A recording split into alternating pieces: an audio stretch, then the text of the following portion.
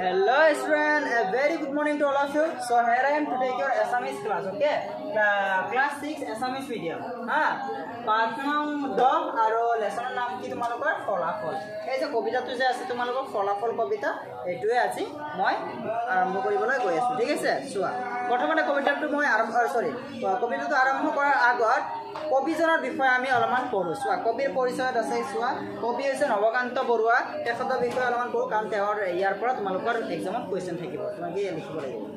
নৱকান্ত বৰুৱাৰ জন্ম হয় 1926 চনৰ 26 ডিচেম্বৰত গুৱাহাটীত জন্ম হ'লেও নগাঁৱতে ডাঙৰ দীঘল হোৱা নৱকান্ত বৰুৱাই নগাঁও চৰকাৰী উচ্চ মাধ্যমিক বিদ্যালয়ৰ পৰা প্ৰৱেশিকা পৰীক্ষাত উত্তীৰ্ণ হয়।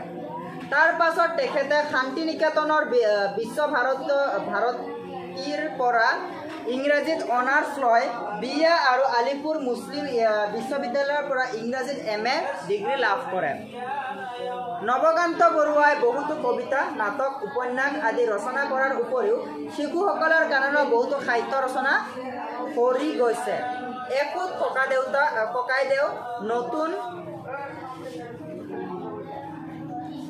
নতুন ককাদেউ, সপোন ককা আদি নামেৰে তেওঁ শিশু আৰু কিশোৰৰ উদ্দেশ্যে বহুতো সাহিত্য ৰচনা কৰিছে।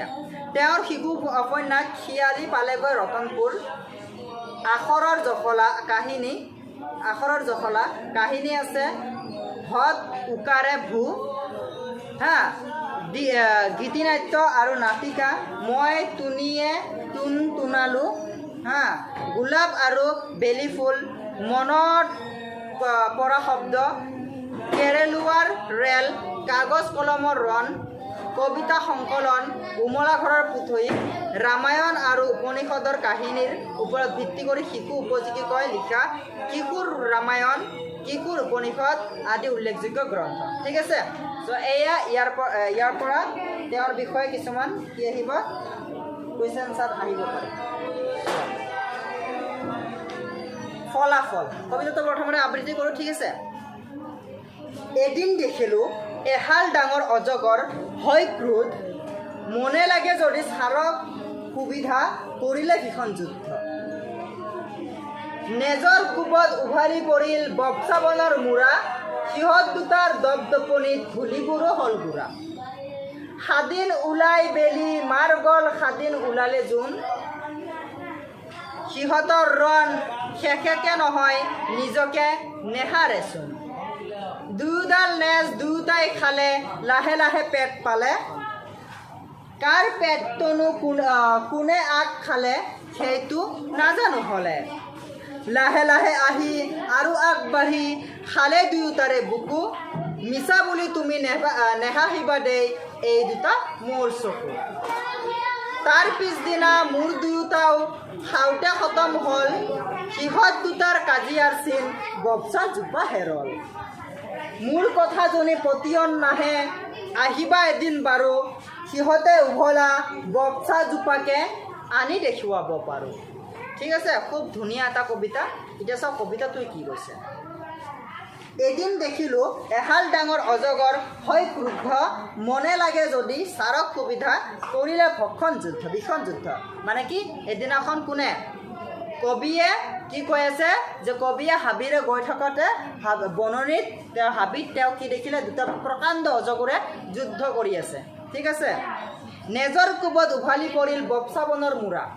বপচা এজোপা গছ হয়, সেই তেওঁ যে সাপ অজগৰে যে দুজনে যে কি কৰি আছে যুদ্ধ কৰি আছে, তেওঁৰ যুদ্ধত সেই দুজনৰ যুদ্ধত কি হ'ল বপচা গছজোপাৰ মূৰাটো উঘালি পৰি গ'ল, মানে নেজৰ কোবত। সিহঁত দুটাৰ দপদপনিত ধূলিবোৰো হ'ল গোপা আৰু কি গুড়া। যেতিয়া সিহঁত দুজনে কি এটা অজগৰ এটা অজগৰ, এই অজগৰে এই অজগৰৰ নেজটো খাই আছে, এই অজগৰে আৰু এই অজগৰৰ নেজ খাই আছে। চ' ইহঁতৰ ইমান দপদপনি উঠিছিল, ইহঁতে যেতিয়া কাজিয়া কৰি আছিল যুদ্ধ কৰি আছিল যে গোটেই ধূলিবিলাক একদম গুড়া হৈ উৰা আৰম্ভ কৰিছিল।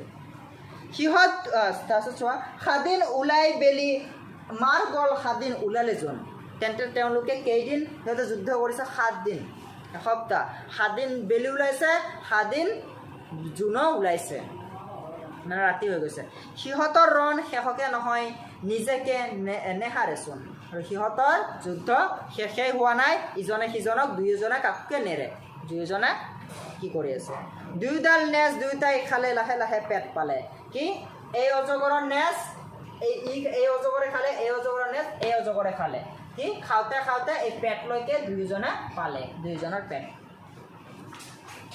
কাৰ পেটটোনো কোনে আগে খালে সেইটো নাজানো হ'লে চ' কবিয়ে কৈ আছে কাৰ পেটটো কোনে আগে আগে খাই আছে সেইটো মই নাজানো লাহে লাহে আহি আৰু আগবাঢ়ি খালে দুয়োটাৰ বুকু তাৰপিছত দুয়োজনে কলৈকে খাই পেলালে বুকুলৈকে খাই পেলালে ইজনে ইয়াৰ বিকু খালে ইয়ে ইয়াৰ বিকু খাই পেলালে মিছা বুলি তুমি নেহাঁহিবা দেই এই দুটা মোৰ চকু কবিয়ে কৈ আছে যদি মই মিছা কৈ আছোঁ সেই হিচাপে তোমালোকে নাহিবা মোৰ ওপৰত কাৰণ মই নিজ চকুৰে দেখা পাইছোঁ তাৰ পিছদিনা মোৰ দুয়োটাও খাওঁতে খতম হ'ল তাৰপিছত মোৰ দুয়োটাও দুয়োজনে খাই পেলালে হা সিহঁত দুটাৰ কাজিয়াৰ চিন বপচা জোপে হেৰল হা তাৰপিছত কি দুয়োজনে দুয়োটাৰ মূৰ খাই পেলালে তাৰপিছত সিহঁতৰ কাজিয়া শেষ হ'ল লাষ্টত কোনে চাই আছে এই বপচা গছজোপাহে সিহঁতৰ কাজিয়াটো চাই আছে কিন্তু এতিয়া সাপ দুটা অজগৰ দুটা ক'ত গ'ল ইয়াক খাই পেলালে ইয়াক খাই পেলালে কিন্তু ক'ত গ'ল ক'ত ৰাইট এটা ভাবিব লগা কথা মোৰ কথা যদি পতিয়ন নাহে আহিবা এদিন বাৰু সিহঁতে উভলা বপচা জোপাকে আনি দেখুৱাব পাৰোঁ কবিয়ে কৈ আছে যে মোৰ কথা যদি তোমালোকৰ বিশ্বাস নহয় আপোনালোকৰ বিশ্বাস নহয় তেন্তে আহিবা এদিন এই হাবিত এই বপচা গছজোপা যে উভালি পৰি আছে সেইটো মই তোমালোকক দেখুৱাই দিব পাৰিম ঠিক আছে এইখিনিয়ে আমাৰ কবিতাটো খুব ধুনীয়া এটা কবিতা এই কবিতাটো তোমালোকে কি A1 2 3 4 5 6 7 8 লাইন মুখস্থ কৰিবা পাৰিলে কেইলাইন পাৰিলে 14 লাইন মুখস্থ কৰি ল'বা ঠিক আছে এইটো এক্সামত আহিব পাৰে চ' নেক্সট মান্থত তোমালোকৰ এক্সাম আছে সাজু হোৱা কুৱেশ্যন আনচাৰখিনি লিখা হা আৰু পঢ়া শুনা ভালদৰে কৰা ধন্যবাদ